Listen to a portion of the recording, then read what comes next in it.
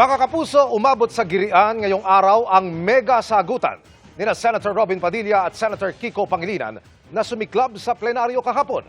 Nakatutok live si Ian Cruz. Ian. Emil, muling ang binalot ng tensyon itong Senado 430 kanina na magkagirian umano sa pagitan ng Senador Robin Padilla at Senador Kiko Pangilinan.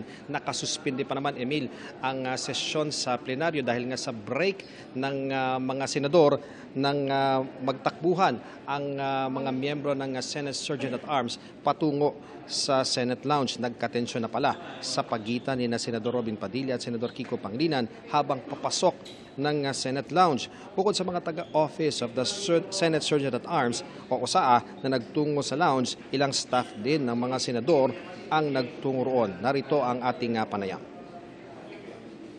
Pero on their way out going to the lounge, medyo nagkaroon ng commotion ulit si Senator Robin at si Senator Pangilinan. But it was quickly satisfied, settled. Medyo nagkatabilan ng konti, nagsagutan na ulit, nag-break sila. Diba? So magmimerienda lang sana sila. But on their way out, medyo siguro nagkasagutan ulit. So muntik na nagkaroon ng So may muntik lang naman, muntik lang. Naagapan naman ng mga kapwa senador ang gulo pero hindi para tuloy ang nagkabati ang dalawa. Narito muli si Retired General Aplasca.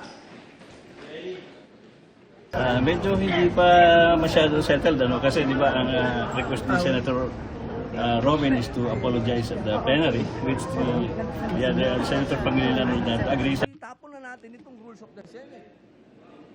Tapon na natin ito. Emil, bago ang break ng plenaryo kanina, kinundinan ni Padilla ang umano'y pagtataas ng boses sa kanya kahapon. Kung sincero raw humingi ng sorry si Pangilinan, gawin ito sa plenary at kung hindi ay tila baliwala ang rules nila sa Senado. Sabi naman ni Senador Pangilinan, haharapin na lang niya ang napabalitang ethics complaint na isasampa ni Senador Padilla. Kanina, Emil, ay nakita pa ng ating team, si Senador Pangilinan at maayos naman ang kalagayan nito. Si Senador Padilla naman nakita rin kanina bandang alas 6 ng gabi at nangiti lamang ito nung subukang hingin yung kanyang panig. Si Senadora Amy Marcos sinabing hindi naman daw talaga nagpang-abot ang dalawang kasama at wala naman daw malaking nangyari sa pagitan ng dalawang kasamang senador. So yan muna ang latest mula rito sa Senado. Balik sa iyo, Emil. Maraming salamat, Ian Cruz.